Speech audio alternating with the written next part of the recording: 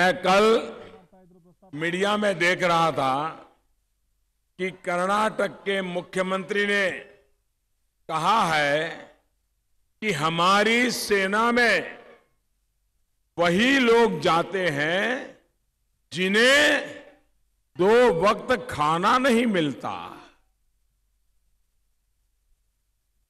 ये कैसी सोच है कुमारस्वामी जी? आप ये कहकर नहीं बच सकते कि आपके बयान का गलत मतलब निकाला गया है।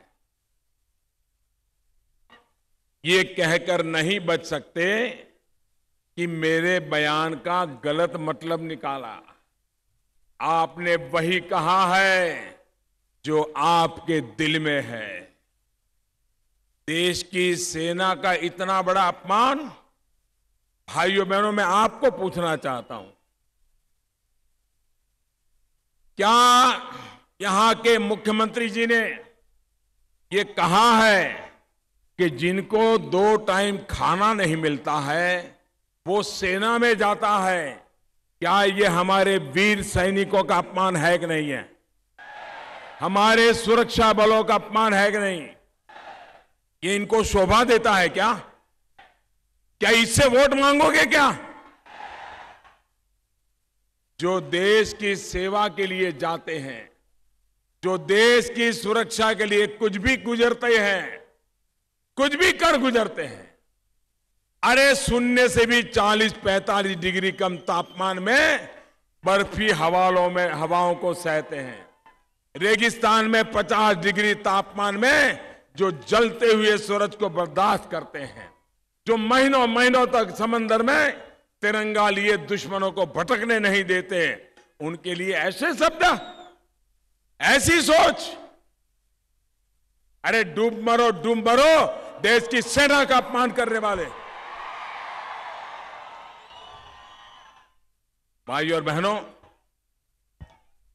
देश के वीर सपूतों का तप, उनकी तपस्या ये लोग कभी नहीं समझ सकते। यही लोग हैं सोना का चम्मच लेकर के पैदा हुए हैं। 3-3 पीढ़ी से सत्ता संभाल करके बैठे हुए लोग देश के गरीब की, उसका सम्मान, उसकी इज्जत ये समझ नहीं सकते। भाइयों और बहनों, यही सोच है जिसकी वजह से जेडीएस, कांग्रेस और इनके महामिलावटी दल हमारे देश की सुरक्षा को कोई महत्व नहीं देते। यही सोच है जिसकी वजह से इनके हर रक्षा सौदे में कोई न कोई घोटाला होता रहा। यही सोच है जिसकी वजह से हमारे जवानों को ये खराब क्वालिटी के हथियार मुहैया कराते हैं।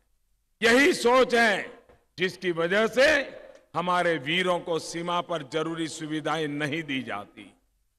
यही सोच है जिसकी वजह से बुलेट प्रूफ जैकेट तक देने में इन लोगों ने आनाकानी की।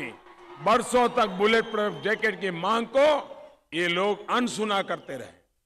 भाइयों और बहनों, कांग्रेस और जेडीएस भी राष्ट्रवादियों के खिलाफ, राष्ट्र की रक्षा करने वालों के खिलाफ है।